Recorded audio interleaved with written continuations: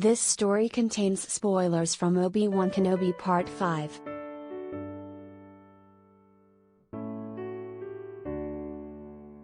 There is a wish list among Star Wars fans of what they hope to see in Obi-Wan Kenobi, and this week's episode checked a big box with a lightsaber dash.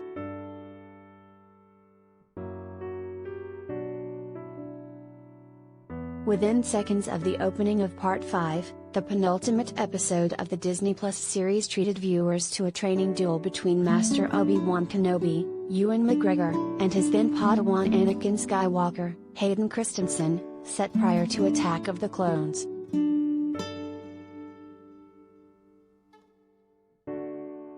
The moment was perfect for two reasons. Yes, it was great fan service. Christensen and McGregor, both de-aged, back in their prequel costumes, Obi-Wan with flowing hair and Anakin with his Padawan braid, but it served as an excellent storytelling device. Obi-Wan was able to stay one step ahead of Darth Vader in Part 5 because he knew his follies from those past sessions and correctly assumed the man had not changed.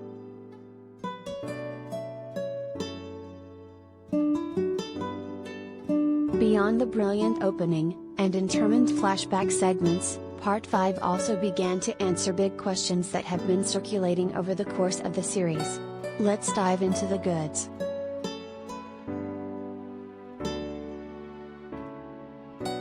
As expected by die-hard fans, the Grand Inquisitor returned. How did he do it? Revenge. At least, that is what Rupert Friend's character drawled at Reva, Moses Ingram, claiming it was his need to seek revenge on his attacker that kept him alive.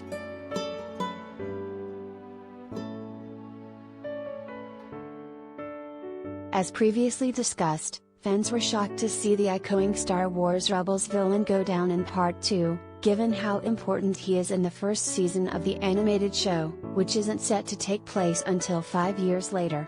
That led to a larger question: is Obi-Wan Kenobi making such big moves to rewrite the nature of what is considered canon in Star Wars?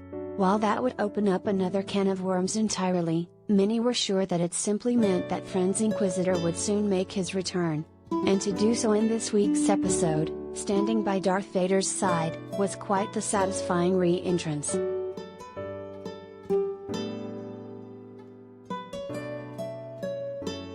In Part 5, viewers also saw a deep dive into Reva's backstory, where it was learned that it's not Jedi she's hunting, it's Vader himself.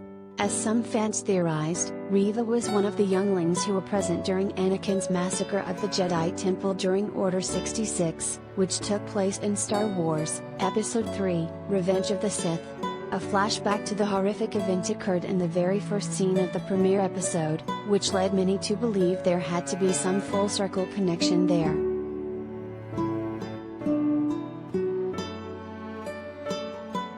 Indeed, Reva makes one minor slip-up in her Inquisitor facade during the second episode when she reveals to Obi-Wan that Anakin Skywalker is still alive.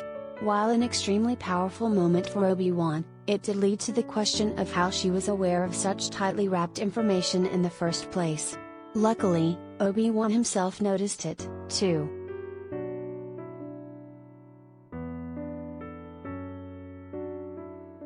In a tense exchange that featured brutal flashbacks to Reva's memories of Anakin murdering younglings, it's revealed that the headstrong Inquisitor has been climbing through the ranks simply to get closer to the Sithman machine who destroyed her world. Does this mean Reva's joined up with the good guys? Not exactly. The episode leaves off with a wounded Reva finding Obi-Wan's communicator left behind in the dirt, carrying a message from Bail Organa, Jimmy Smits, about Luke.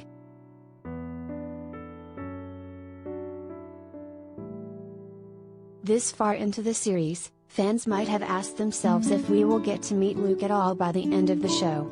After an adorable appearance of the young Skywalker in the show's trailer, and then briefly in the first episode, Luke has yet to make any real appearances, while his twin counterpart Leia, Vivian Lyra Blair, is a full-fledged starring character.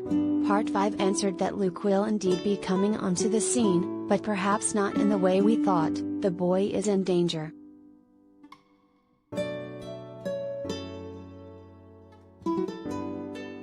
As for bringing things full circle, we also see the return of Aja, Kumail Nanjiani, in this episode.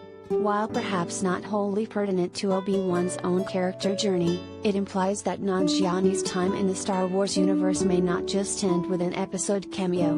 It would appear that Aja has officially, if not unwittingly, joined the brewing Rebel Alliance, with Obi-Wan even asking the faux Jedi to watch over Leia as he goes to, kind of, surrender to Reva.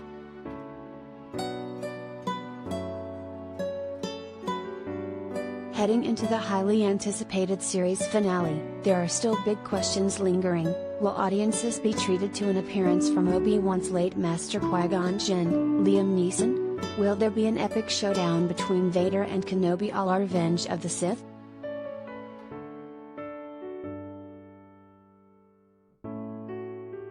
As Obi-Wan would say, patience.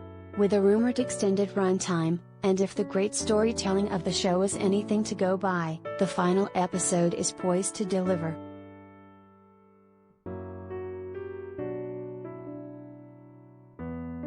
The series finale of Obi-Wan Kenobi will stream Wednesday on Disney+.